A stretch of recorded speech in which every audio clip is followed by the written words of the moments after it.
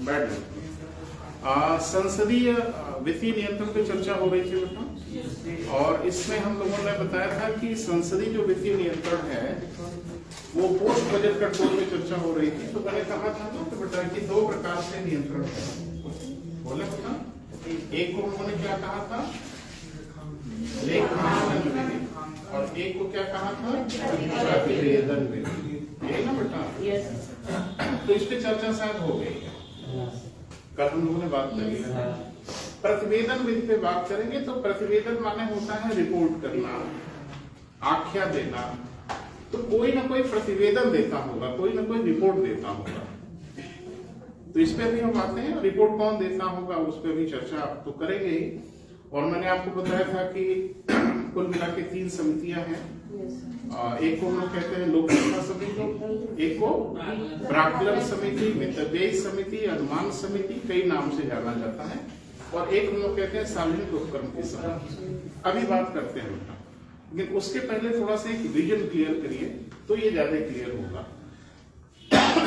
भारत में संसदीय शासन प्रणाली है ना बेटा, कि भारत में कौन शासन करेगा, संसद का शासन होगा, है ना। अब संसद क्या करती है कि जिसका बहुमत होता है, आराम से भाई, भूकंप बहुत आ रहा है। और एक बार बताओ बड़ी मजेदार बात कि एक टीचर के रूप में कहते हैं ना मोक्ष मिलता है, तो मुझे मोक्ष मिला, मैं भूकंप पढ़ा रहा था और आ गया भूकंप।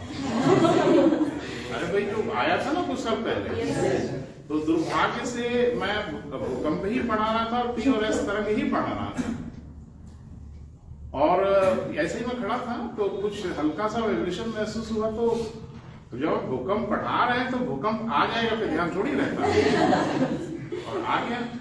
पीछे के हमारे मित्र गायब हो गए।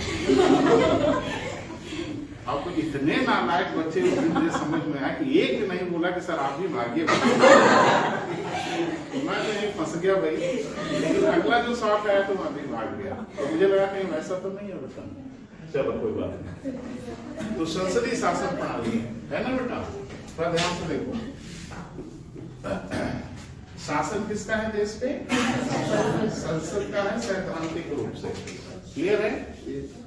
संसद से ही सरकारों का गठन होता है। यानी मैंने कहा था ना कि जो हमारी कार्यपालिका है वो 2 हिस्सों में है ना बेटा। एक को हम लोग कहते हैं राजनैतिक कार्यपालिका, एक को अराजनैतिक कार्यपालिका कहते हैं, याद आ रहा है। तो राजनीतिक कार्यपालिका क्या होती है बेटा, अस्थायी होती है। बोल रहे हैं सब। राजनैतिक जो कार्यपालिका होती है वो अस्थायी होती है, और राजनीतिक कार्यपालिका के नीचे जो कार्यपालिका कार्य करती है वो अस्थायी कार्यपालिका होती है, उसे अराजनैतिक कार्यपालिका कहते हैं। तो राजनैतिक जो कार्यपालिका होती है वो कहां से निकलती है, संसद। राजनीतिक कार्यपालिका कहां से आती है, संसद से आती है। तो इसी का कोई हिस्सा क्या बन जाएगा, राजनैतिक क्या बेटा, कार्यपालिका। अब ये क्या हो गए, 2 चीज हो गए, ये लोग कार्यपालिका भी हो गए और ये लोग विधायिका भी। अरे रीजनिंग तो पढ़े ही हो ना, तो अगर ये कार्यपालिका है तो ये विधायिका में भी है, ये दोनों हो गए। हमारे मंत्री विधायिका के भी अंग है, कार्यपालिका के भी अंग है, क्लियर है। बाकी लोग खाली विधायिका के अंग है। आवाज नहीं जा रही, अरे थोड़ा गड़बड़ हो गया।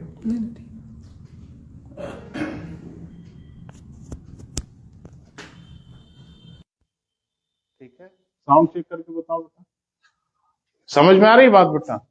तो इधर वाले जो इलाके के लोग हैं वो क्या है, सिर्फ और सिर्फ विधायिका है, और ये क्या है। अब एक बात बताइए, समझने की कोशिश करिए, क्या संसद में विशेषज्ञ लोगों का निकाय है, माने संसद में जो माननीय चुन के जा रहे हैं वो लोग विशेषज्ञ हैं, जरूरी है, बिल्कुल जरूरी नहीं है जी बेटा, नहीं बिल्कुल जरूरी नहीं है। हम जिसको मन करे उसको चुन लें, और किसको किसको चुन के भेजते हैं नजर दौड़ा लो। है ना। तो जाहिर सी बात है संसद में विशेषज्ञ लोग तो होते नहीं, इक्का दुक्का अपवादों को छोड़ दीजिए, वो विशेषज्ञों के निकाय तो है नहीं, वो जनता की पसंद के लोग हैं। अब एक चीज बताओ कि आप ये उम्मीद कर सकते हो कि ये लोग विशेषज्ञता का कार्य कर पाएंगे? ये संभव है? संभव ही नहीं है। और ये लोग भी इसी में से आए हैं, तो ये भी विशेषज्ञ नहीं होंगे। लेकिन मंत्री जी हैं तो इनको विशेषज्ञता तो मिल जाती है। कैसे इनको विशेषज्ञता मिल जाती है? ऐसे कि इनको एक सचिव मिल जाता है, पूरा तामझाम मिल जाता है, पूरा स्टाफ मिल जाता है, एक सचिवालय मिल जाता है, तो इनके पास तो विशेषज्ञता हो जाती है। जो सचिवालय है बेटा वो मंत्री को सहयोग करता है, असिस्ट करता है। समझ पा रहे हो मैं क्या कह रहा हूं? तो मंत्री लोग जो होते हैं बेटा, इनको विशेषज्ञता दो प्रकार से मिल जाती है। एक विशेषज्ञता तो मिल जाती है कैसे बेटा? सचिवालय। सचिवालय किसके अधीनता में काम करता है? मंत्री के। तो सचिव में अरे बहुत ढेर सारे सीनियर आईएएस अधिकारी होते हैं, विशेषज्ञ लोग होते हैं, वो मंत्री को समय समय पर राय दे देते हैं। और एक दूसरा भी तरीका है बेटा जिसको लोग कहते हैं मंत्रिमंडल समितियां। क्या कहते हैं बेटा? Cabinet committee. तो कैबिनेट जो कमेटी होती है वो भी विशेषज्ञता उपलब्ध करा देती है। मारे तो जाते हैं ये बेचारे, इनको कहां से विशेषज्ञता मिलेगी? इनके लिए तो कोई सिस्टम नहीं है कि है आपकी नजर में। मंत्रियों के लिए तो है बेटा, सचिवालय है। मंत्रियों के लिए कैबिनेट समितियां बना दी जाती जरूरत पड़ने पे, तो उनको तो विशेषज्ञता मिल जाती है। लेकिन जो संसद के हमारे सामान्य सदस्य हैं, जो मंत्री नहीं हैं या विपक्षी कह लो, उनको कहां से विशेषज्ञता मिलेगी? वो कैसे जाने किसी चीज को कि क्या सही है क्या गलत है? इसलिए संसदीय समितियां बनाई जाती है। क्या बनाई जाती है बेटा? संसदीय समितियां बनाई जाती है। तो संसदीय समितियों के माध्यम से संसद विशेषज्ञता पा लेती है। समझ पा रहे हो मैं क्या कह रहा हूं? संसद से ही मंत्री लोग बनते हैं। मंत्री लोगों को विशेषज्ञता तो मिल जाती है भैया, तामझाम ऑफिस कार्यालय सब कुछ मिल जाता है। लेकिन जो सामान्य सदस्य हैं या विपक्ष के लोग हैं, उनको भी तो विशेषज्ञता चाहिए। वो भी तो जाने क्या सही है क्या गलत है। अपने से तो संभावना कम ही है ना। तो कैसे वो जाने? उसके लिए संसदीय समितियां बनाई जाती हैं। संसद अपने विशेष समिति बनाती है। तो आप कहेंगे अपने ही बीच से बनाते होंगे तो क्या विशेषज्ञ हो जाते हैं? फिर बता रहे अंतर क्या है। जब समितियां बनाई जाती है बेटा, तो समितियां अपने सामने किसी को बुला सकती हैं, जिसको लोग कहते हैं समन कर सकती हैं। समन नाम सुने हो? एक तो समन होता है, एक तो वारंट होता है। तो समन वारंट से थोड़ा माइल्ड होता है, बुलावा पत्र, और आना ही होगा। जब समन कर दिया जाएगा then you have to come. बस मंत्रियों को नहीं बुलाया जा सकता। तो समितियां क्या करती हैं, संसदीय समितियां, कि किसी भी एक्सपर्ट को अपने आगे बुलाती हैं, क्लियर है, और उस एक्सपर्ट से राय लेती हैं कि भाई हम लोग तो नहीं समझ पा रहे हैं, तुम ही बताओ। ऐसे विशेषज्ञों से राय लेके वो एक रिपोर्ट बनाते हैं, और वो रिपोर्ट ले जाके कहां प्रस्तुत कर देते हैं? सदन में। अब सदन भी हो गई ना विशेषज्ञ, क्योंकि किसकी राय मिल गई सदन को? विशेषज्ञों की राय मिल गई। लेकिन बड़ी मजेदार बात है कि सदन में किसी विशेषज्ञ को नहीं बुलाया जा सकता। किसी भी विशेषज्ञ को नहीं बुलाया जा सकता। मैंने एक दिन आपको बताया था कि सदन में माननीय ही प्रवेश करेंगे, बाकी कोई प्रवेश नहीं करेगा। बस एक आदमी प्रवेश कर सकता है, महान्यायवादी। इसके अलावा किसी की हैसियत नहीं है कि उसमें जाए या उसको बुलाया जा सके। तो विशेषज्ञ को आने नहीं दोगे, विशेषज्ञ से राय लोगे नहीं, और अपने खुद ही बहुत बड़े विशेषज्ञ हो, तो कहां से विशेषज्ञता आएगी भाई? बोल नहीं रहा बेटा। इसलिए संसदीय समितियों का प्रावधान बनाया जाता है कि संसदीय समितियां संसद के बाहर बैठक करती हैं, विशेषज्ञों को बुलाती हैं, उनसे राय लेती हैं। कहीं भी बैठक कर सकती हैं। लोकसभा की बैठक कहीं भी नहीं ना होगी, समितियों की बैठक कहीं भी होगी, और किसी भी विशेषज्ञ को अपने सामने बुलाएंगे। और इससे धीरे धीरे क्या होता है बेटा कि वो सारा रिपोर्ट बना के और फिर ले जाके सदन में रख देते हैं, और सदन उस रिपोर्ट को पढ़ के समझ जाती है कि ये सही हो रहा है कि गलत हो रहा है। क्लियर है? तो संसद की जो समितियां होती है ना बेटा, वो दो प्रकार की होती है। एक हम लोग कहते हैं अस्थायी समिति, और एक को कहते हैं अस्थायी समितियां, एडहॉक कमेटी अंग्रेजी में। अस्थायी समितियां कौन? जो हमेशा रहती हैं, हमेशा बनाई जाती हैं। और तदर्थ या एडहॉक कमेटी या अस्थायी कमेटी कौन? जरूरत के हिसाब से। जैसे अभी देख रहे हो कि हमारे यहाँ कुछ शोर शराबा मच रहा था बीच में, अभी भी मच ही रहा है। और वो शोर शराबा था, वो एक उद्योगपति का कुछ मामला है। मैं देख रहा हूँ उतार चढ़ाव बड़ा, हम नहीं, नाम नहीं लेंगे, आप लोग नाम लो, है ना। उतार चढ़ाव हो रहा है, तो बार बार क्या मांग हो रही है सदन में? जांच। कैसे? ज्वाइंट पार्लियामेंट कमेटी बनाइए, संयुक्त संसदीय समिति बनाइए, और ये संयुक्त संसदीय समिति जांच करेगी कि मामला क्या है। और हमारे नेता लोग एक शब्द बहुत धड़ल्ले से बोलते हैं कि जेपीसी बनाइए ताकि दूध का दूध, हाँ ये बड़ा कॉमन सा वर्ड है, तो दूध का दूध पानी का पानी हो जाए। अब मुझे लगता है सब पानी ही हो गया कि सब दूध हो गया, पता नहीं चल रहा है। लेकिन ये है कि सरकार एकदम अड़ी है कि हम भाई संसदीय समिति नहीं बनाएंगे। क्लियर है बेटा? तो संसदीय समितियों के माध्यम से संसद विशेषज्ञता धारण कर लेती है। पहले इसको लिख लो बेटा, फिर हम लोग तीनों समितियों की चर्चा करेंगे। लिखे लिखे संसदीय शासन प्रणाली में, संसदीय शासन प्रणाली में सरकार, संसदीय शासन प्रणाली में सरकार, सरकार मतलब राजनैतिक कार्यपालिका, ब्रैकेट में लिखिए।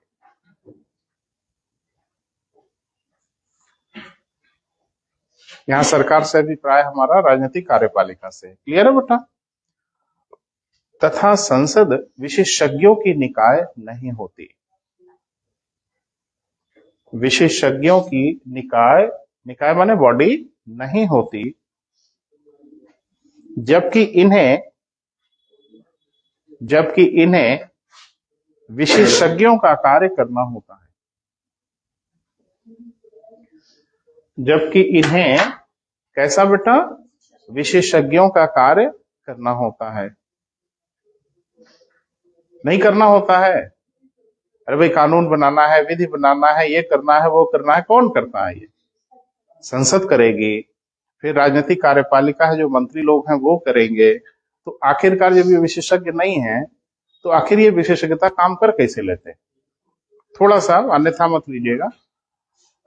जैसे हमारे मंत्री लोग हैं, तो अभी कोई रक्षा मंत्री बन जाएगा, कोई गृह मंत्री बन जाएगा, कोई वित्त मंत्री बन जाएगा। फिर मालूम चला कि 6 महीने के बाद रक्षा मंत्री बन गए गृह मंत्री बन गए वित्त मंत्री, ढिमाका मंत्री। तो आपको क्या लगता है कि एक व्यक्ति इतनी चीजों का विशेषज्ञ होता है? अब नाम हम क्या लिया जाए किसी का, लेकिन आप देख लो पिछली सरकार में कौन मंत्री था, इस सरकार में वो कौन मंत्री है। तो इसका क्या मतलब है कि वो लोग विशेषज्ञ हैं कि रक्षा का भी काम बड़े शान से देख सकते हैं और वित्त का काम भी बड़े शान से देख सकते हैं। बजट पढ़ते पढ़ते हम लोग का हलक सूख जाता है और ये लोग बजट बना देते हैं और सदन में प्रस्तुत भी कर देते हैं। तो आखिरकार ये सब हो कैसे पाता है? विशेषज्ञ लोग तो नहीं। अभी किसी को कोई मंत्री बना दो, वो अपना काम कर लेगा। तो आखिर ये विशेषज्ञता कहां से आ जाती है इनके पास? तो मंत्रियों के पास विशेषज्ञता आने का तो तरीका मैंने बताया कि उनका तो अपना एक सचिवालय है, और अगर कहीं कोई झंझट होता है और तो मंत्रिमंडलीय समितियां बना दी जाती है। मंत्रिमंडल यानी मंत्रियों की एक समिति बना दी जाती है, वो जांच पड़ताल कर लेती है। मारे तो ये विचारे जाते हैं इनका क्या होगा, तो इन्हीं के लिए व्यवस्था बनाई गई है क्या बेटा? संसदीय समितियां। तो संसदीय समितियों के माध्यम से सदन विशेषज्ञता धारण कर लेती है, दूध का दूध, पानी का पानी कर लेती है। हम राजनीतिक वाली भाषा है ना। बहरहाल अब इसी में से 3 समितियां और हैं। बहुत समितियां बेटा संसद की, जिसपे 3 समितियों का मैंने नाम लिया। तो अब क्लियर हो रहा है ये समितियां क्यों बनाई गई होंगी? ताकि संसद को सत्य बता पाए। इसमें मामला क्या है, क्योंकि ये विशेषज्ञों से बातचीत करके अपना रिपोर्ट तैयार करेंगी और वो रिपोर्ट ले जाके सदन में बता देंगी कि भैया मामला ऐसा ऐसा है। क्लियर है? सदन भी जागरूक हो जाए। कोई शक, कोई परेशानी? चलिए आगे बढ़िए। सदन की 3 वित्तीय समितियां, सदन की 3 वित्तीय समितियां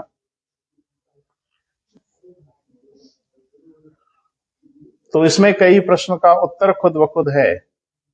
वित्त से संबंधित सदन की कितनी समितियां होती हैं? 3। कभी बड़ी भी पूछा है, छोटी भी पूछा है, क्या क्या पूछा है। तो वित्त से संबंधित कितनी समितियां हैं बेटा? 3 समितियां होती हैं। और यही 3 समितियां प्रतिवेदन विधि से नियंत्रण स्थापित करती हैं, जिसको हम लोग बोलते हैं संसदीय वित्तीय नियंत्रण। लिखें, वित्त से संबंधित कितनी समितियां होती हैं बेटा? 3। नाम लिखो तीनों का। लोक लेखा समिति, अंग्रेजी में क्या बेटा? Public account committee.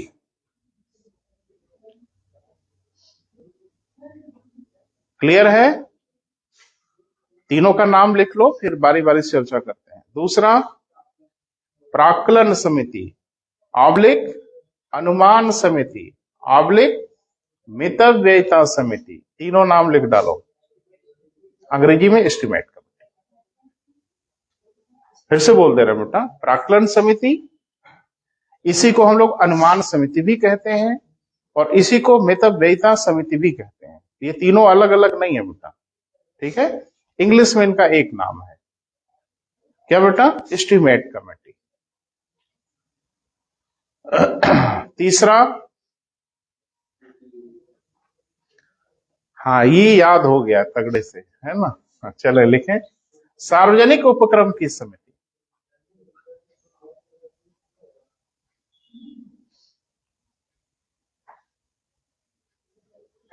सार्वजनिक उपक्रम की समिति।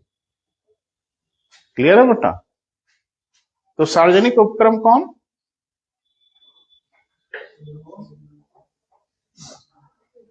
जिधर देखो उधर ही परेशानी है।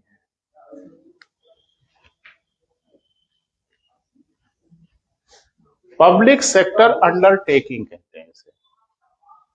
इसको हम लोग क्या बोलते हैं बेटा? Public sector undertaking. इसको हम लोग कहते हैं सार्वजनिक उपक्रम। तो सार्वजनिक उपक्रम किसे कहते हैं? सार्वजनिक माने तो बड़ा क्लियर है, सबका, है ना? तो कोई कल कारखाने फैक्ट्री वैक्ट्री जो हम सबकी है, कोई है? सभी लोगों की। जी बेटा,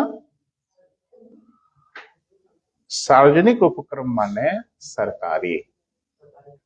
जब सार्वजनिक ना समझ में आए तो वहीं काट के लिख देना सरकारी। तो सार्वजनिक उपक्रम माने सरकारी कंपनी। सरकारी कंपनी कौन? जो सरकार की हो। अरे बड़ी बुराई है बेटा। चलो ठीक है, देखो सरकार कानून व्यवस्था स्थापना करती ही है, बाकी जो कार्य सरकार का है वो करती ही है। सरकार भी बिजनेस करती है और विशुद्ध बिजनेस करती है, यानी जब वो ये करती है तो बिजनेस ही करती है। सरकार के बिजनेस का मॉडल 3 है।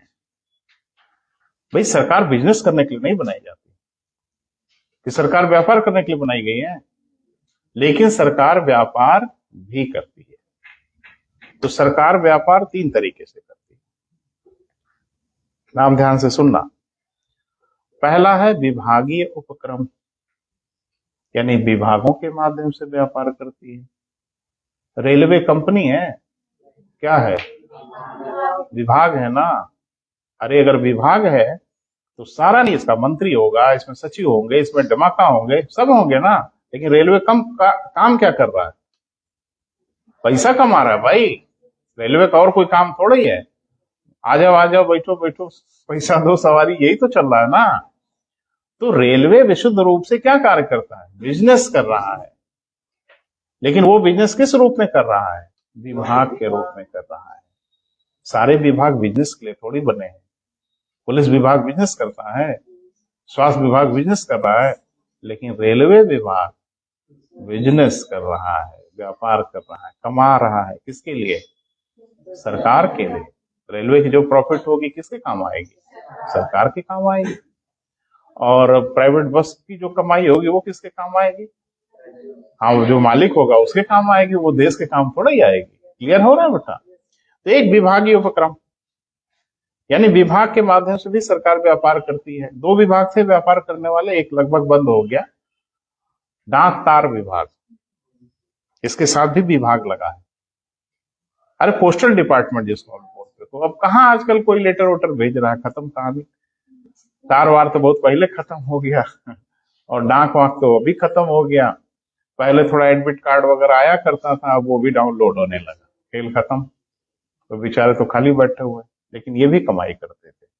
अब एक बचा है बेटा, कौन? रेलवे। ये विभागीय उपक्रम है, रेलवे कंपनी नहीं है, रेलवे विभाग है।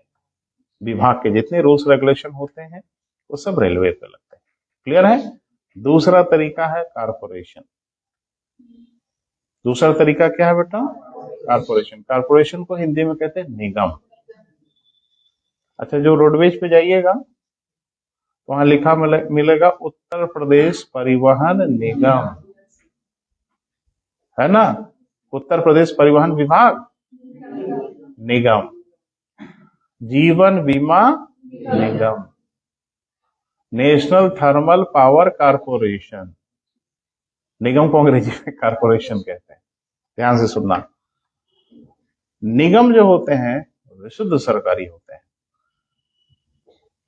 अभी जैसे LIC भी सरकारी था, सरकार ने इसका कुछ हिस्सा बेचा है। भी आपने देखा होगा, है तो मची थी कि LIC का कुछ शेयर सरकार ने आम जनता के लिए बेचा, लेकिन आज भी LIC सरकारी ही है। क्लियर है बेटा? तीसरा तरीका है कंपनी। दो तरीके सुन लिया, विभाग, निगम और कंपनी। तो कंपनी को कंपनी ना कह के सार्वजनिक कंपनी कहते हैं, सरकारी कंपनी कह देते हैं। तो कैसे सरकारी बेटा, वो जरा समझ लें। जिसका प्रबंधन, जिसका संचालन भारत सरकार करे, वो कंपनी क्या कहलाएगी बेटा? सरकारी कहलाएगी। सरकारी कंपनी होने की क्या शर्त है? उस कंपनी का कम से कम 51% हिस्सेदारी भारत सरकार की, 100% नहीं, 51% या उससे अधिक। मैंने बोला ना, कम से कम कितना? 51% अगर भागीदारी सरकार के पास है तो कंपनी क्या कहलाएगी बेटा? सरकारी कहलाएगी। क्लियर है? जैसे भेल, गेल, सेल, ONGC, NTPC, ये सब क्या है?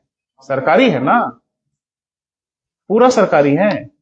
नाना भैया, NTPC का शेयर बिकता है, आप भी खरीद लो। इंडियन ऑयल कॉर्पोरेशन का शेयर बिकता है, आप खरीद लो। स्टेट बैंक ऑफ इंडिया का शेयर बिकता है, आप, शेयर माने हिस्सेदारी, आप भी पार्टनर बन जाओ और सड़क पे घूम घूम के बताना ये जो बैंक है ना, इसमें हम भी पार्टनर हैं। हाँ भाई, और बैंक को फायदा होगा, आपको भी मिलेगा। अरे गणित में पढ़े हो ना पार्टनरशिप, तो क्या नियम है पार्टनरशिप का? जिस अनुपात में पैसा लगाओगे उसी अनुपात में लाभ मिलेगा। तो आप जितना पैसा लगाए होगे, स्टेट बैंक को जो फायदा होगा उतना पैसा आपको मिलेगा। यही नियम है, मिलता ही है, इसमें कोई शक थोड़ी है। तो तीन तरीका है बेटा, क्या क्या? विभाग, निगम और कंपनी बोल लो, लेकिन सार्वजनिक कंपनी कह देते हैं। तीनों प्रकार से सरकार व्यापार करती है, बाकी जो करती हो तो आप देख ही रहे हो। क्लियर है बेटा? तो ये भी सरकारी है ना बेटा, तो सरकार इसमें भी तो जानना चाहेगी ना कि सब ठीक ठाक चल रहा है ना, कहीं कुछ गड़बड़ी तो नहीं हो रही है ना। तो जितनी सार्वजनिक, विभाग में कोई दिक्कत है नहीं, विभाग में तो CAG साहब पहुंच जाएंगे डंडा उंडा लेके, विभाग में तो CAG के अधीन हो जाएगा। सार्वजनिक उपक्रम की कमेटियां भी CAG देखता है, ये भी सरकारी ही है, लेकिन सार्वजनिक उपक्रमों के लिए अलग से एक समिति बना दी गई है जिसका नाम है सार्वजनिक उपक्रम की समिति। बस वो ये देखती है कि सरकारी जो कंपनी है ठीक ठाक से काम कर रही है ना, कहीं कुछ गड़बड़ सड़बड़ तो नहीं हो रहा है ना, लेखा जोखा इनका सही है ना, बिजनेस वाणिज्य सही ढंग से चल रहा है ना, यही देखते हैं। ये तीन समितियां मैंने बताया, वित्त से संबंधित समितियां हैं। क्लियर है बेटा? ये लिखोगे? देखो, हम लोगों का भी सरोकार है बेटा सार्वजनिक उपक्रम से, तो सार्वजनिक उपक्रम किसे कहते हैं वो जरूर लिख लो, काम आ जाएगा, तभी हम समिति को बता पाएंगे बेटा। लिख लें, नोट बना के लिखो। सार्वजनिक उपक्रम,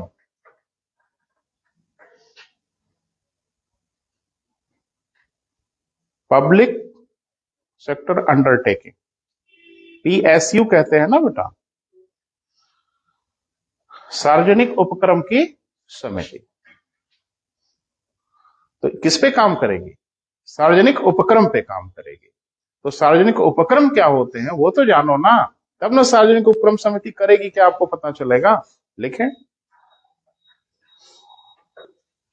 ऐसे सभी उपक्रम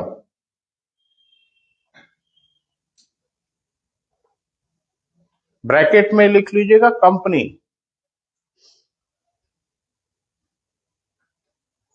जिसमें सरकार की भागीदारी कम से कम 51% हो, जिसमें सरकार की भागीदारी कम से कम कितना बेटा, 51% हो, ऐसी कंपनी क्या कहलाएगी बेटा? सार्वजनिक कंपनी कहलाएगी, सरकारी कंपनी कहलाएगी। क्लियर है?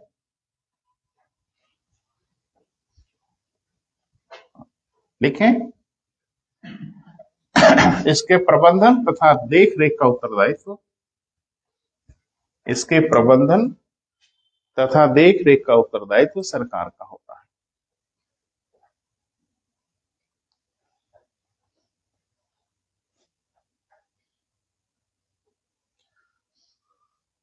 ठीक है बेटा? अरे भाई, सार्वजनिक कंपनी क्या होगी वो जानोगे तब ना इस समिति से जांच करवाएंगे। पहले ये तो पता चले होता क्या है। तो सार्वजनिक कंपनी समझ में आई बेटा? सार्वजनिक माने सार्वजनिक नहीं होता, सार्वजनिक माने सरकार होता है। जब कभी कंफ्यूज होइए तो सार्वजनिक माने सरकार कहिए, बात बन जाएगी। तो सरकार की कंपनियां होती हैं। तो सरकार की अगर कंपनी होगी तो सरकार छोड़ेगी थोड़ी, सरकार तो पता लगाएगी कि भाई मेरा पैसा है तो कैसे चल रहा है, ठीक ठाक चल रहा है कि नहीं चल रहा, हम तो जांचेंगे। क्लियर है? एक एक की बेटा शुरुआत करते हैं। तीनों का नाम लिख लिया ना? पहले की हेडिंग बनाई है लोक लेखा समिति। आज निपटाना है बेटा किसी हालत में लोक लेखा समिति। तो मुझे लगता है हमारे सारे मित्र पढ़े ही होंगे, ऐसा तो है नहीं। थोड़ा मदद करो हमारी, हम भूल गए भाई, तो याद दिलाओ। अरे सही में भूल गए भाई, थोड़ी मदद करो। क्या है ये?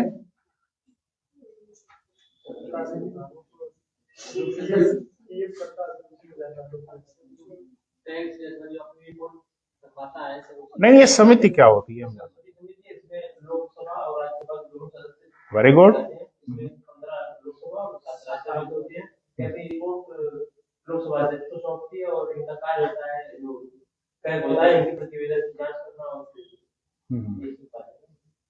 शुरू से ही 22 थे। ये समिति जब बनाई गई थी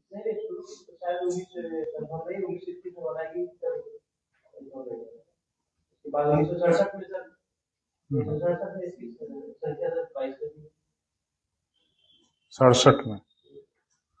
बड़ा आफत है भाई, इसको ठीक ठाक करो नहीं तो बड़ी मुसीबत हो जाएगी, है ना?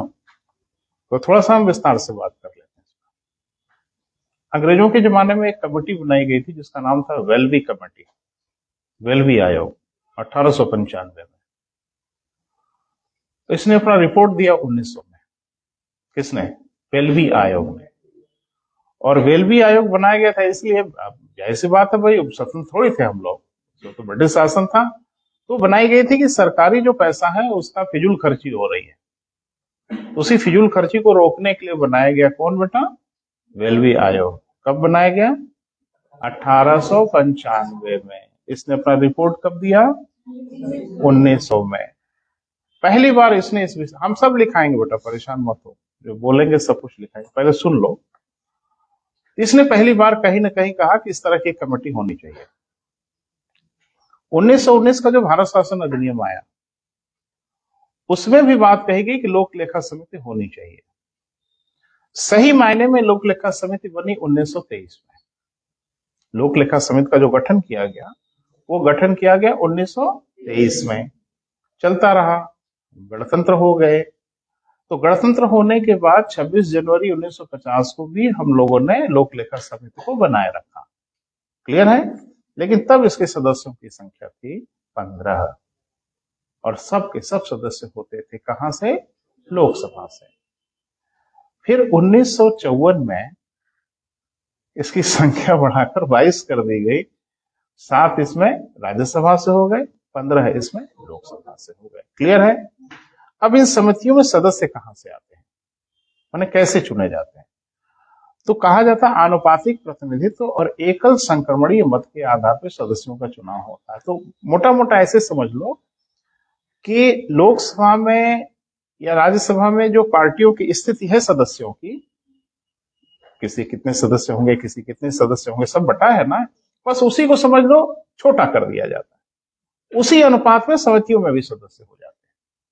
जिस अनुपात में सदन में होते हैं उसी अनुपात में समितियों में भी सदस्य होते हैं। इसके अध्यक्ष को लोकसभा अध्यक्ष निर्वाचित करता है। जितनी वित्तीय समितियां हैं बेटा, सबके अध्यक्ष को कौन निर्वाचित करेगा? निर्वाचित क्या, मनोनीत करता है कौन? लोकसभा अध्यक्ष करता है। क्लियर है? हाँ, अनुमान समिति में कहा जाता है कि अगर उपाध्यक्ष होगा तो वही अध्यक्ष होगा, यानी लोकसभा का उपाध्यक्ष अगर उसमें सदस्य है तो वही अध्यक्षता करेगा। तो एक एक को बेटा थोड़ा लिख लेते हैं विस्तार से। हाँ, लिखे। अच्छा, एक बात समझ लो और कि जो लोक लेखा समिति है ना बेटा, ये विरासत वाली समिति है। विरासत मतलब अंग्रेजों के जमाने से चली आ रही है। बाकी कोई समिति विरासत की नहीं है, सब स्वतंत्र होने के बाद की घटना है। और ये कौन है बेटा? विरासत है, यानी अंग्रेजों के जमाने से था। थोड़ा लिख लो। सन 1895, सन 1800 क्या बेटा? 95 वेल्बी आयोग का गठन किया गया। वेल्बी वकील वाला वह है ना, वेल्बी आयोग का गठन किया गया। लेकिन फिजूल खर्ची को रोकने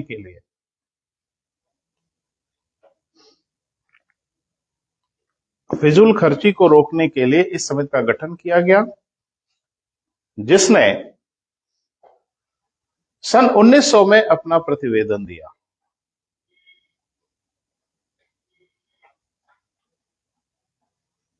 सन 1900 में अपना क्या बेटा? प्रतिवेदन दिया। यहीं से लोक लेखा समिति का सूत्रपात माना जाता है। मैंने कहीं ना कहीं इस तरह की समिति की सिफारिश उन्होंने की, इस तरह की समिति होनी चाहिए। हाँ, लिखें, यहीं से लोक लेखा समिति का सूत्रपात प्रारंभ माना जाता है। माने कहीं ना कहीं हम मनुष्यों के दिमाग में आया कि इस तरह की कोई समिति होनी चाहिए। क्लियर है बेटा? लेकिन सब कुछ इतना जल्दी जल्दी कहां हो जाता है, बड़ा टाइम लगता है। अब सोचो 1900 और फिर 1919, यानी 1919 भारत शासन जो अधिनियम आया, उस अधिनियम में फिर लोक लेखा समिति जैसी एक संस्था की सिफारिश की गई, कैसी एक संस्था होनी चाहिए। सही मायने में बनी जाके 1923 में। लिख लें, सन 1919 में भारत शासन अधिनियम में पुनः इस प्रकार के समिति की सिफारिश की गई। पुनः इस प्रकार की समिति की क्या की गई बेटा? सिफारिश की गई, रिकमेंडेशन किया गया। थोड़ा तथ्यात्मक है बेटा, फैक्चुअल है, तो उसको भी जाने।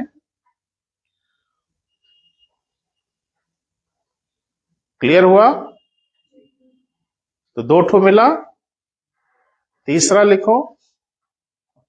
1923 में वास्तविक रूप से इस समिति का गठन कर दिया गया। 1923 में वास्तविक रूप से इस समिति का गठन कर दिया गया।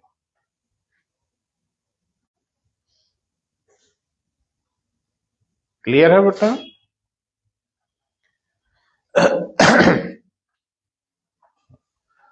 गणतंत्र होने के बाद 1950 में, गणतंत्र होने के उपरांत 1950 में इस समिति को बनाए रखा गया।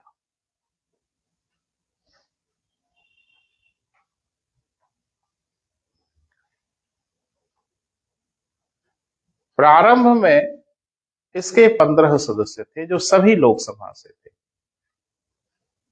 प्रारंभ में इसके कितने बेटा? 15 सदस्य थे जो सभी कहां से थे? लोकसभा से थे। 1954 में 1954 में 1954 में इसके सदस्यों की संख्या बढ़ाकर 22 कर दी गई। सदस्यों की संख्या बढ़ाकर क्या कर दी गई बेटा? 22 कर दी गई। ठीक है, जिसमें 15 लोकसभा से तथा 7 कहां से बेटा? राज्यसभा से। 15 लोकसभा से और 7 कहां से बेटा? राज्यसभा से। इसके सदस्यों का निर्वाचन आनुपातिक प्रतिनिधित्व तथा एकल संक्रमणीय मत के अनुसार होता है। निर्वाचन आनुपातिक प्रतिनिधित्व तथा एकल संक्रमणीय मत, ये नाम तो आ चुका है बेटा, के अनुसार होता है।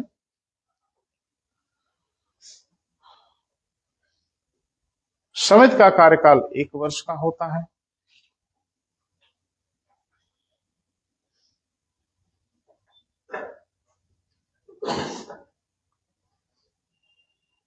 एक बात दिमाग में रखना बेटा, जितनी वित्तीय समितियां हैं भले अस्थायी हैं, लेकिन इनका कार्यकाल 1 वर्ष का होता है। 1 वर्ष के बाद फिर बनाई जाएगी, फिर 1 वर्ष चलेगी, फिर बनाई जाएगी, तो है तो अस्थायी, लेकिन ये कि 1 वर्ष के लिए ही कार्यकाल इनका होता है। यानी जैसे दिमाग में आया कि 5 साल सरकार होती, कहीं 5 साल के लिए ना हो, वैसा नहीं है। कितने के लिए बेटा? 1 वर्ष के लिए। इनका कार्यकाल कितना होता है बेटा? 1 वर्ष का होता है। लिखें, इसके अध्यक्ष को लोकसभा अध्यक्ष द्वारा नामित किया जाता है।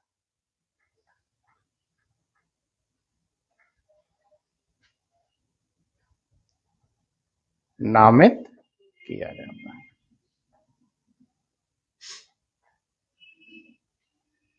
ठीक है बेटा। अच्छा, अब इस समिति का काम क्या होता है बेटा? चर्चा तो बहुत पहले से हो रही है, थोड़ी बहुत डिटेल में भले न हुई हो। ये सीएजी के प्रतिवेदन की जांच करती है। इसका काम तभी शुरू होता है जब सीएजी अपना प्रतिवेदन देगा। और सीएजी प्रतिवेदन कब देगा?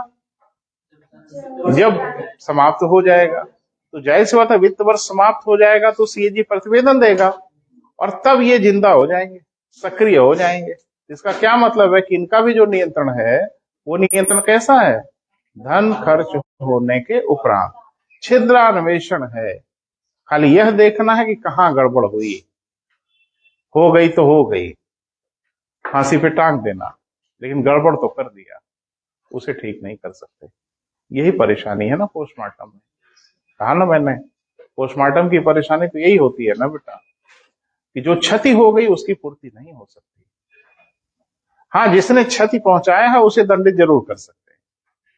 और मैंने कहा बायोप्सी में क्षति ही नहीं होने देते, उसी को ठीक करते हैं, है ना बेटा। चलें लिखें, लोक लेखा समिति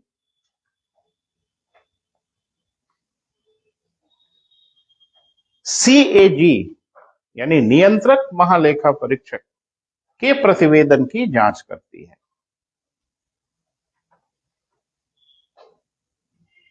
नियंत्रक महालेखा परीक्षक के क्या बेटा? प्रतिवेदन की जांच करती है। अर्थात लोक लेखा समिति का कार्य तब प्रारंभ होता है, लिखो, अर्थात लोक लेखा समिति का कार्य तब प्रारंभ होता है जब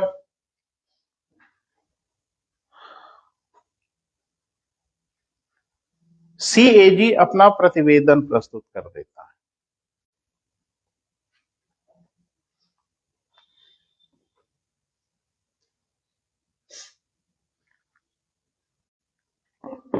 सीएजी अपना प्रतिवेदन प्रस्तुत कर देता है।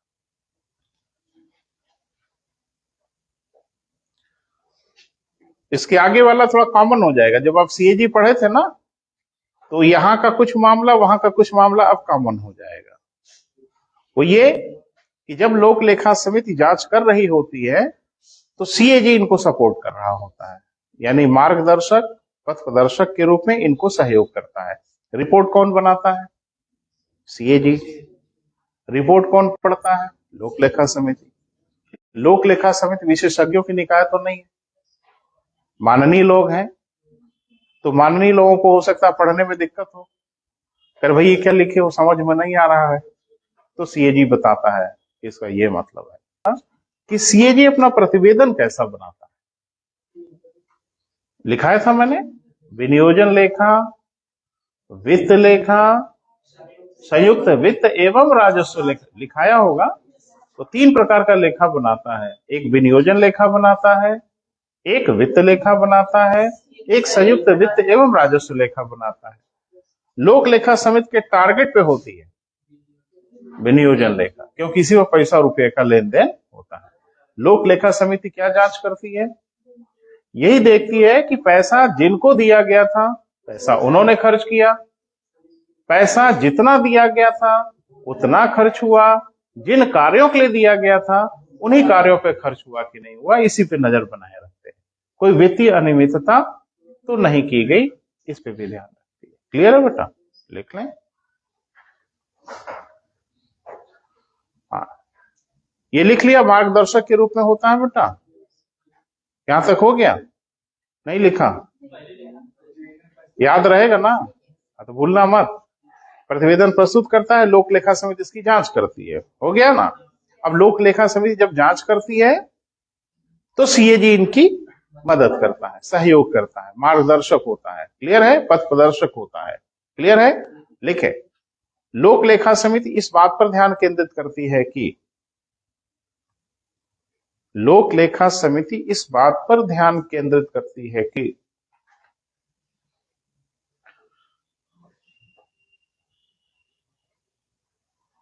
कि डैश कर लो और कुछ पॉइंट बना बना के लिख लो। हाँ, लिखें। दिया गया धन, दिया गया धन क्या उसी प्राधिकारी द्वारा खर्च किए गए जिसको अधिकृत किया गया था?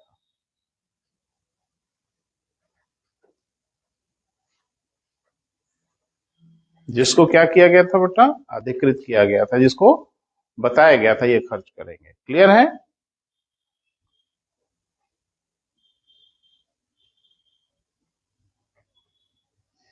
अगला पॉइंट नंबर 2, क्या धन निर्धारित मात्रा से अधिक तो नहीं खर्च कर दिया गया? माने जितना निर्धारित था उससे ज्यादा तो नहीं खर्च हुआ? क्या धन निर्धारित मात्रा से अधिक तो नहीं खर्च कर दिया गया?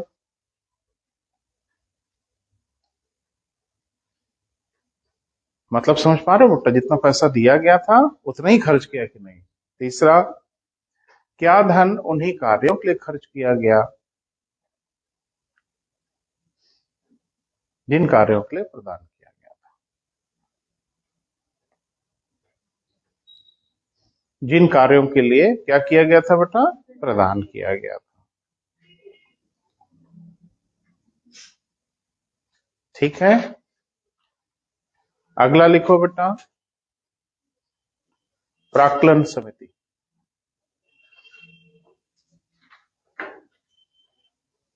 अगला क्या है बेटा? प्राक्कलन समिति, अनुमान समिति, मितव्ययिता समिति, जो भी चाहे। हाँ, लिखें। इस समिति का गठन 1950 में किया गया।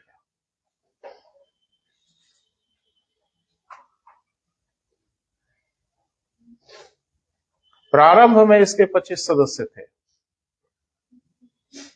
प्रारंभ में इसके कितने बेटा? 25 सदस्य थे, जो सभी लोकसभा से थे।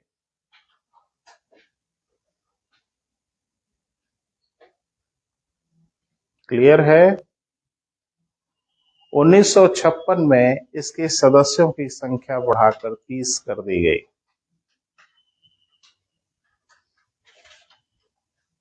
इसके सदस्यों की संख्या बढ़ाकर कितनी कर दी गई बेटा?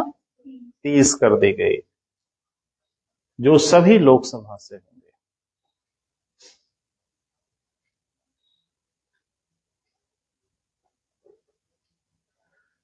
जो सभी कहां से होंगे बेटा?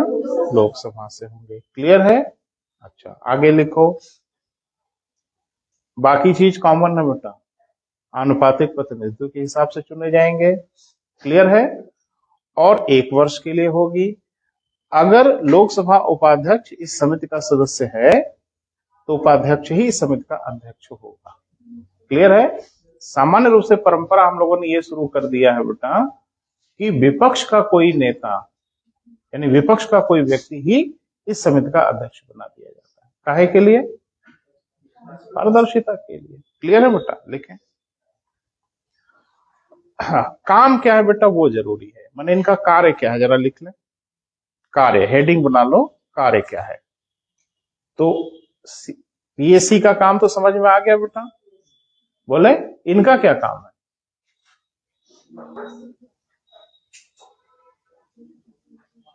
अनुमान समिति का क्या काम होगा?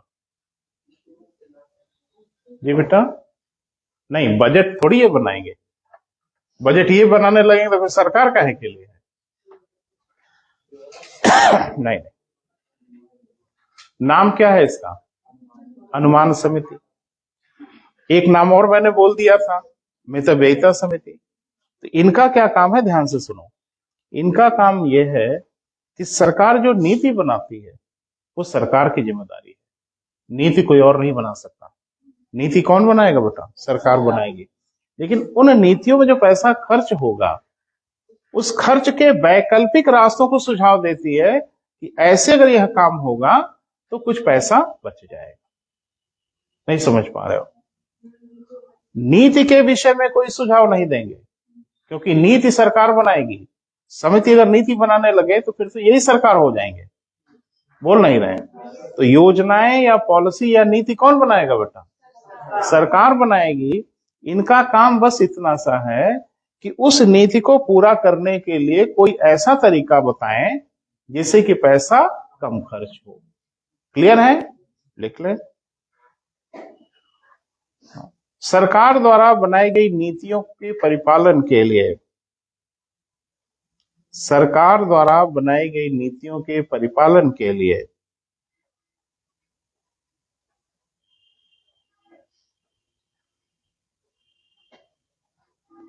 ऐसा सुझाव देना जिससे मितव्ययिता लाई जा सके, जिससे क्या बेटा? मितव्ययिता लाई जा सके।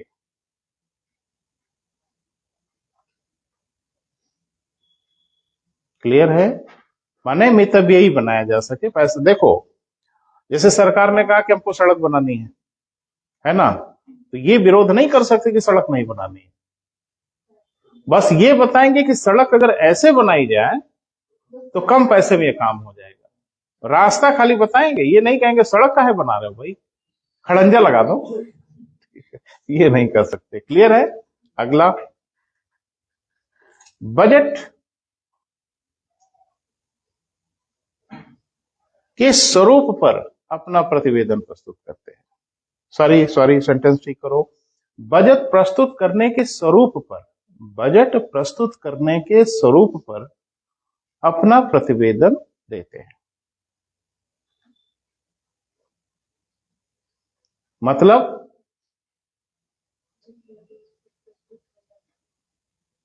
अरे बजट तो बजट है बेटा, है ना। अब यही बवाल होगा थोड़ा उसको समझने की कोशिश करिए। बजट प्रस्तुत करने का क्या तरीका होता है? बजट तो यही है, कोई मांगेगा कोई देगा। भाई बजट का तो यही मामला है ना, डिमांड की जाएगी और डिमांड की पूर्ति की जाएगी। और कहा जाता है कि नहीं ये समिति बताएगी कि बजट कैसे प्रस्तुत किया जाए। प्रस्तुत तो सरकार ही करेगी। इसका क्या मतलब है? इसका यह मतलब है कि बजट कई प्रकार का होता है। शायद प्रस्तुतिकरण के आधार पे बजट कई प्रकार के होते हैं। और ये आपसे पूछा गया है, शून्य आधारित बजट किसे कहते हैं? उपलब्धि बजट किसे कहते हैं? परंपरागत बजट किसे कहते हैं? परिणाम उन्मुखी बजट किसे कहते हैं? यही साहब लोग बताते हैं कि बजट ऐसे नहीं, बजट ऐसे प्रस्तुत किया जाए तो अच्छा रहेगा। प्रस्तुत तो आप ही करेंगे, तरीका ये नहीं, ये रखा जाए तो अच्छा होगा। इसीलिए समिति बहुत काम करती है। तो इन बजट पे थोड़ा सा बात कर लें बेटा। अच्छा, जीरो बेस बजट पे कोई बोल रहा था, कुछ आप बता रहे थे बेटा, बोलो।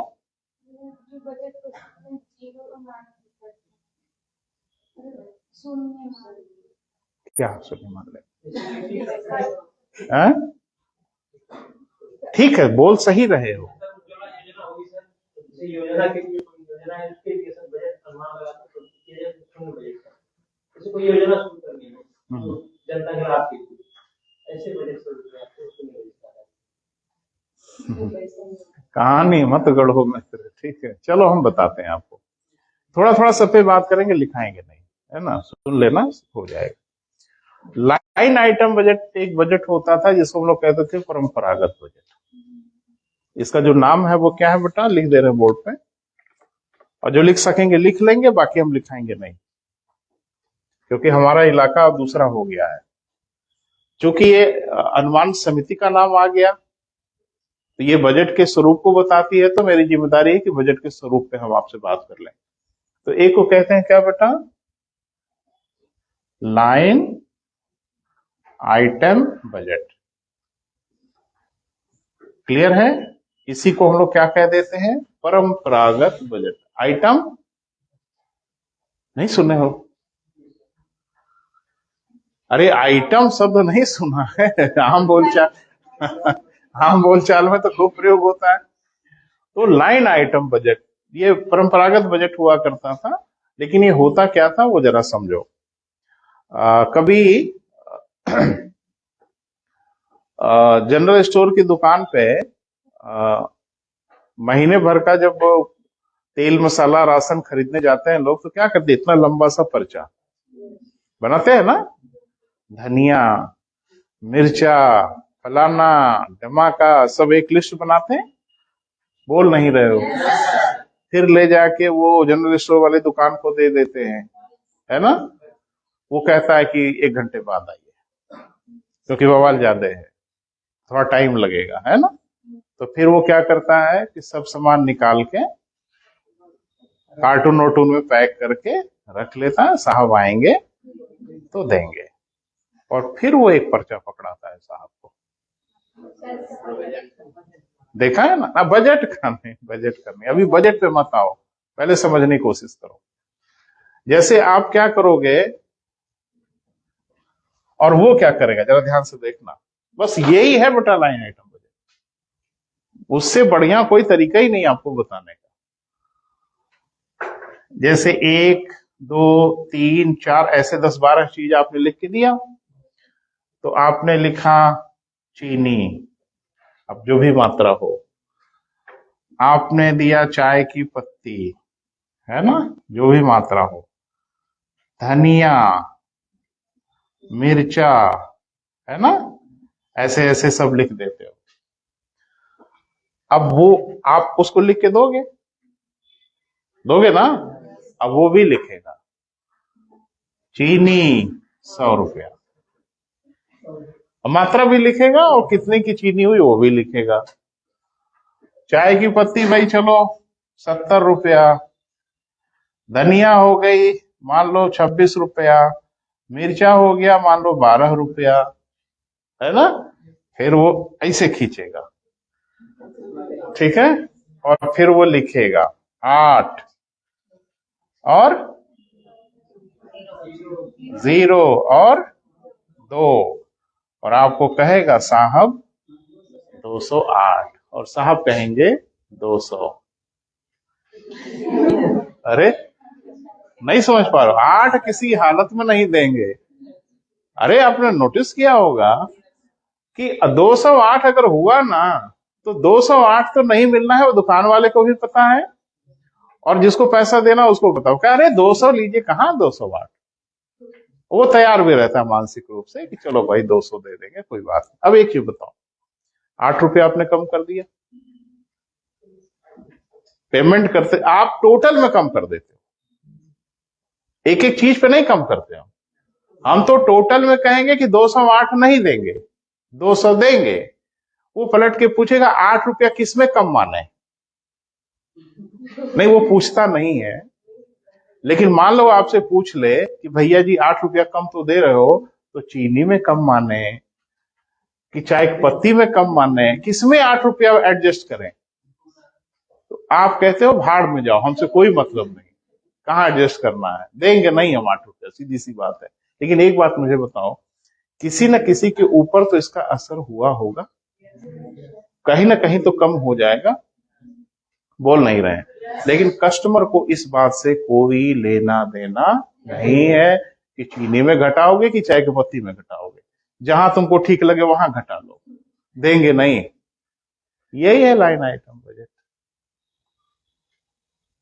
कहेंगे वो जनरल स्टोर वाली दुकान ना, अब जरा समझो, लाइन आइटम बजट में भी ऐसा ही होता था कि एक तरफ कहां कहां पैसा चाहिए ऐसे ही, और एक तरफ कितना चाहिए।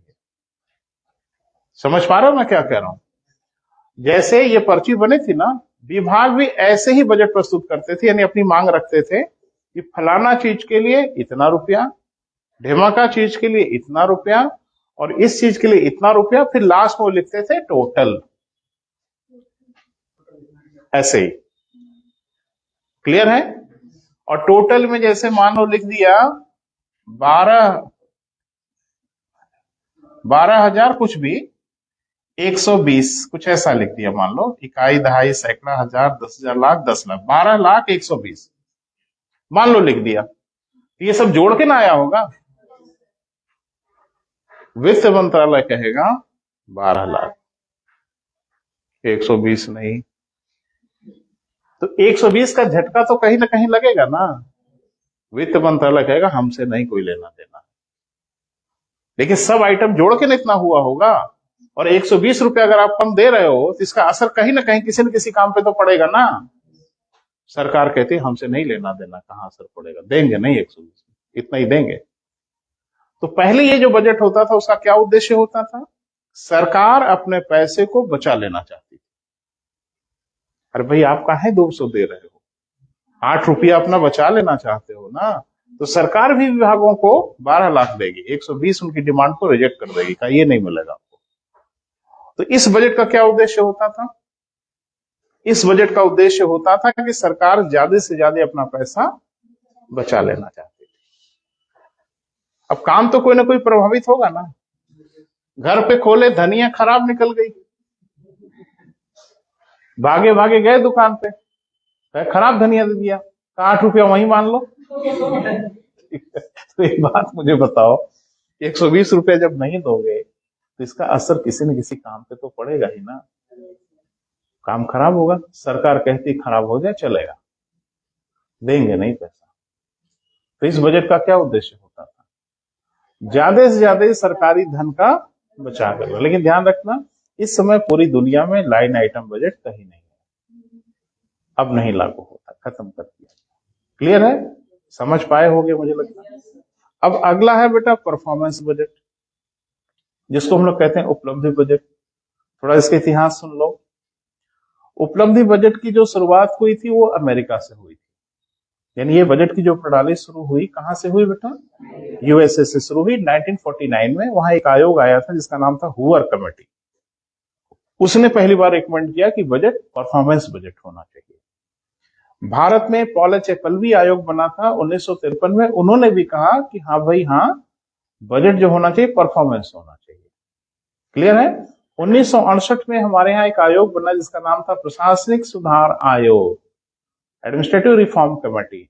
उसने भी कहा कि बजट परफॉर्मेंस होना चाहिए, और 1968 से भारत में परफॉर्मेंस बजट लागू हो गया, माने शुरुआत हो गई, प्रारंभ हो गया, फुल फ्लेज में लागू किया गया 78 में।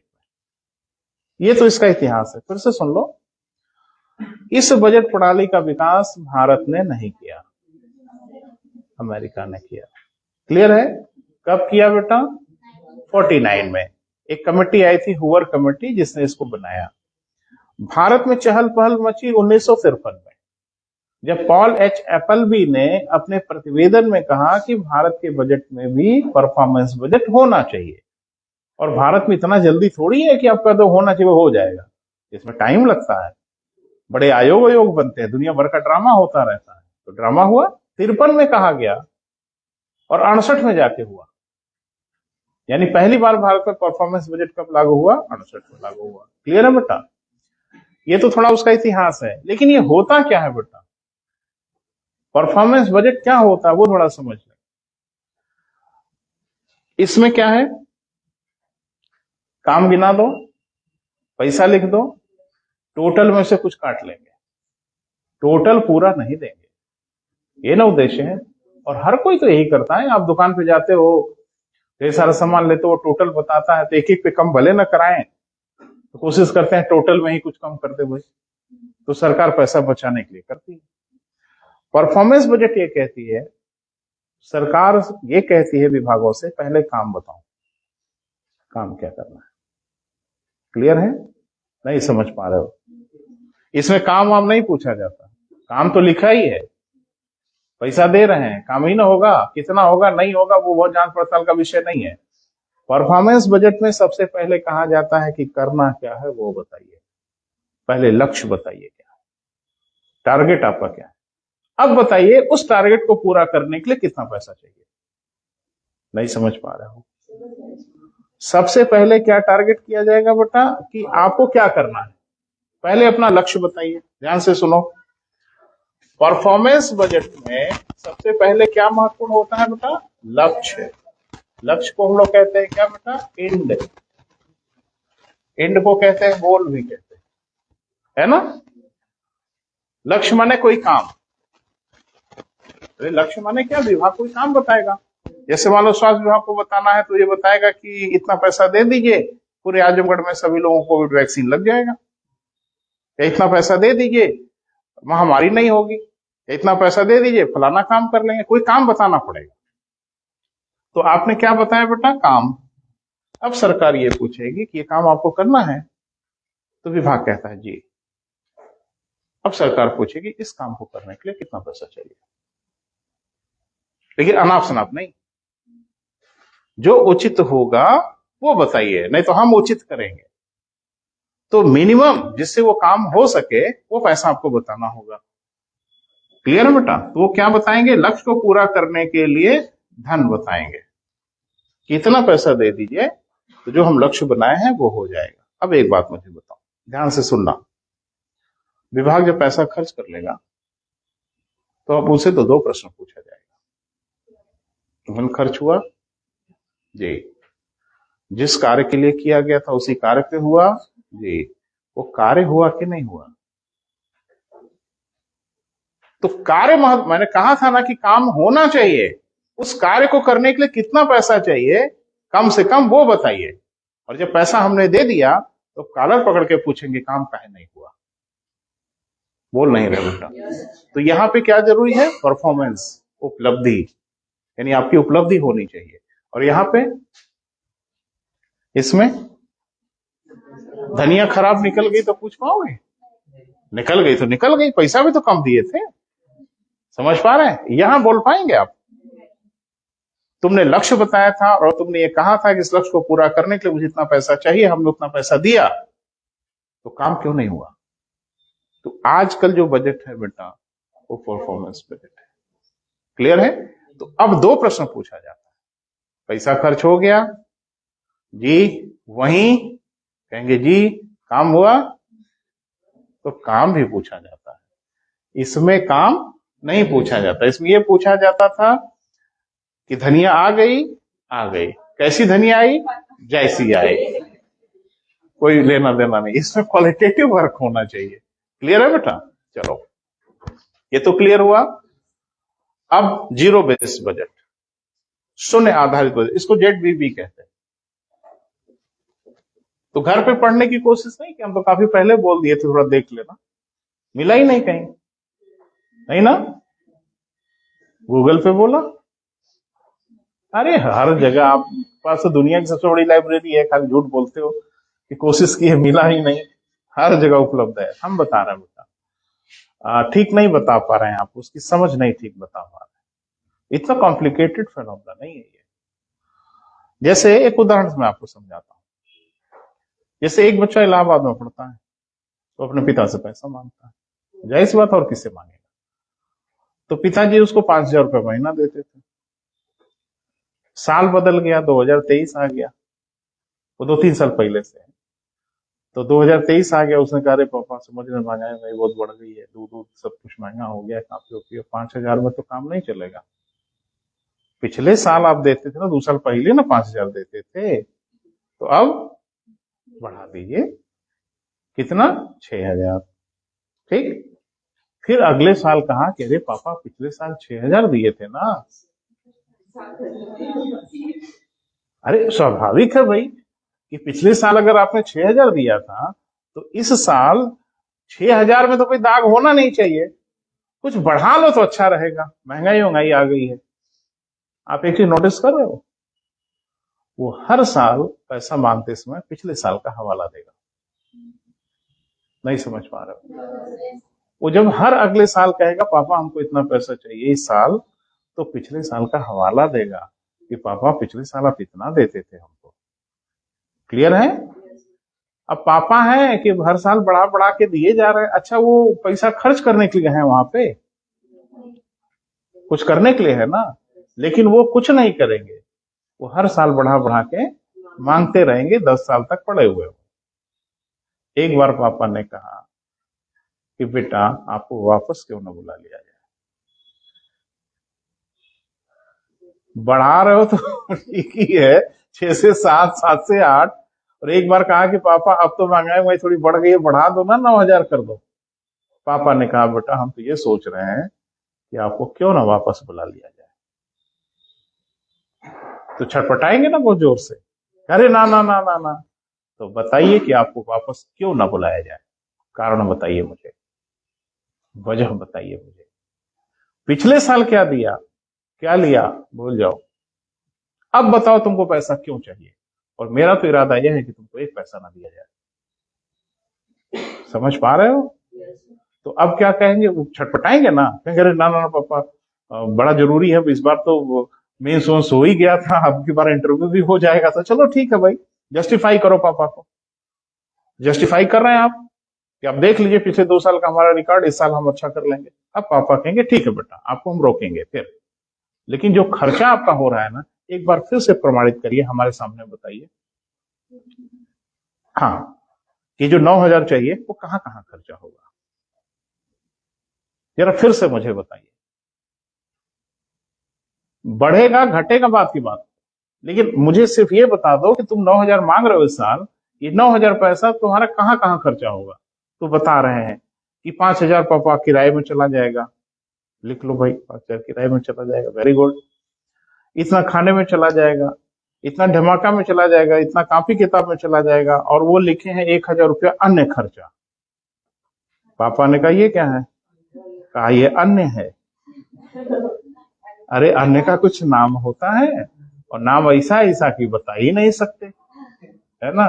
पापा ने कहा अन्य गायब होगा, 1,000 माइनस, तो चले थे 9,000 कराने, हो गया 7,000, है ना बेटा।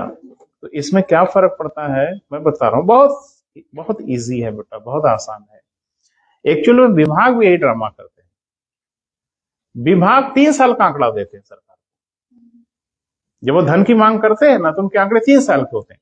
एक वित्तीय वर्ष जो बीत गया, पूरा पूरा जो बीत चुका है, एक जो चल रहा है, एक अगले का मांग रहे हैं। अरे नहीं समझ पा रहे हो भाई, एक वित्तीय वर्ष पूरा हो गया होगा, एक तो चल रहा होगा, और अगले की तो मांग होगी ना, अगले साल में हमको इतना चाहिए, तो 3 साल का आंकड़ा देते हैं। नहीं समझ पा रहे हो? चलो हम उदाहरण से बताते हैं। जैसे मान लो कि अभी जो बजट आ रहा है 23-24 का, अभी जो बजट आया वो किसका आया, 23-24 का। तो 23-24 तो अभी बेटा खर्च होगा ना, जिसका बजट बनाया होगा ना, जब 23-24 का बजट प्रस्तुत किया गया होगा सदन में फरवरी में, तो इसमें 3 डेटा था। एक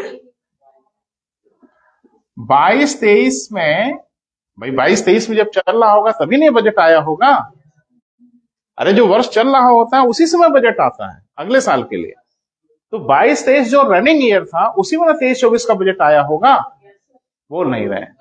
अरे अभी कहां वित्तीय वर्ष खत्म हुआ, अभी तो मार्च में खत्म होगा ना, 31 मार्च में। तो ये तो चल रहा है अभी वित्तीय वर्ष, और इसका पैसा मांग लिया आपने।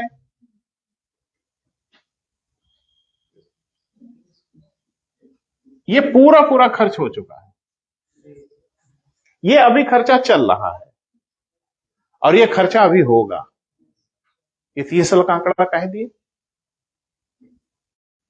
क्या जरूरत है बताने की? तो वजह है इसकी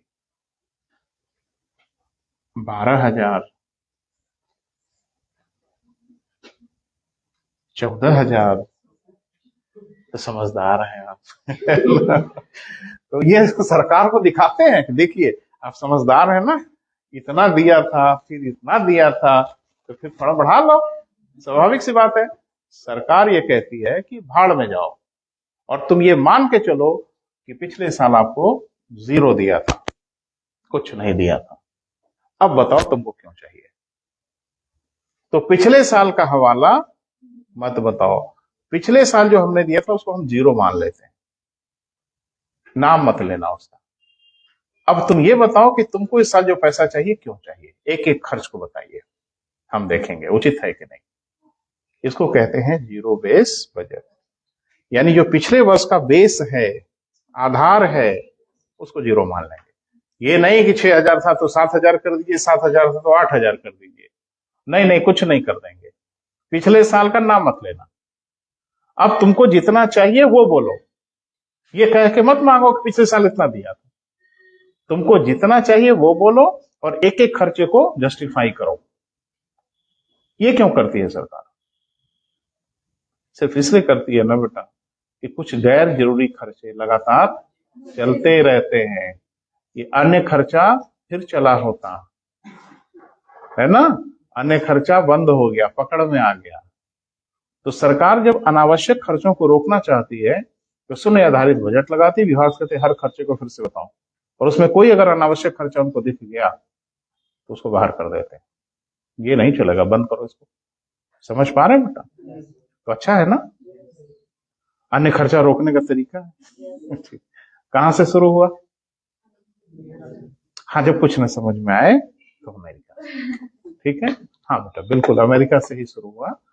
और ये शुरू हुआ 1969 में। और पीटर एम पियर एक व्यक्ति थे जिन्होंने अमेरिका की एक प्राइवेट कंपनी थी टेक्सास इंस्ट्रूमेंट, उसमें उन्होंने शुरू किया। यानी पहले निजी कंपनी से शुरुआत हुई। फिर 1973 में अमेरिका में एक प्रांत है जॉर्जिया, स्टेट है, तो जॉर्जिया के गवर्नर थे जिमी कार्टर, जो बाद में अमेरिका के राष्ट्रपति भी हुए। तो जिमी कार्टर ने जॉर्जिया प्रांत में लागू किया इसको। फिर ये पूरे अमेरिका में लागू हुआ और भारत में भी घूमते घामते आ ही गया। क्लियर है बेटा? ध्यान रखना, भारत में राजस्थान पहला राज्य बना जिसका 1995 का बजट पूरी तरह से शून्य आधारित बजट था। उसने विभागों को कह दिया नाम मत लेना पिछले साल का, अब आपको जो पैसा चाहिए वो बताओ और एक एक खर्चे को मेरे सामने डिटेल में बताओ कि क्यों चाहिए। जब इसमें जानते हो क्या पूछते हैं सरकार जब आप कोई खर्चे का नाम लेके बोलोगे कि ये पैसा चाहिए जीरो बेस बजट पे, सरकार पहला प्रश्न पूछती है कि खर्चा बंद न क्यों कर दिया जाए, यानी ये पैसा जो आप मांग रहे हैं इसको क्यों ना समाप्त कर दिया जाए। अब आप बताइए कि कहाँ दिया जाए आपको। हर खर्चे को ऐसे जस्टिफाई करते हैं, और उसमें कोई ऐसा खर्चा होता है जिसको आप जस्टिफाई नहीं कर पाते, उसे काट दिया जाता है, खत्म। क्लियर हुआ? लिखो। अब इसमें कुछ बोल दिए, तारीख वारीख बेटा पता नहीं याद रहेगी कि नहीं रहेगी, तो कंफ्यूजन, भूल जाओगे, लिखोगे। अब बताओ, बंद करिए भाई, समाप्त करिए, कल बात करेंगे बेटा, टाइम ओवर हो रहा है। कल आइए, कल बात कर, कल नहीं, कल तो शायद कुछ और क्लास है ना बेटा, कल सैटरडे है ना, तो शायद इथिक्स वगैरह की क्लास। बंद करिए।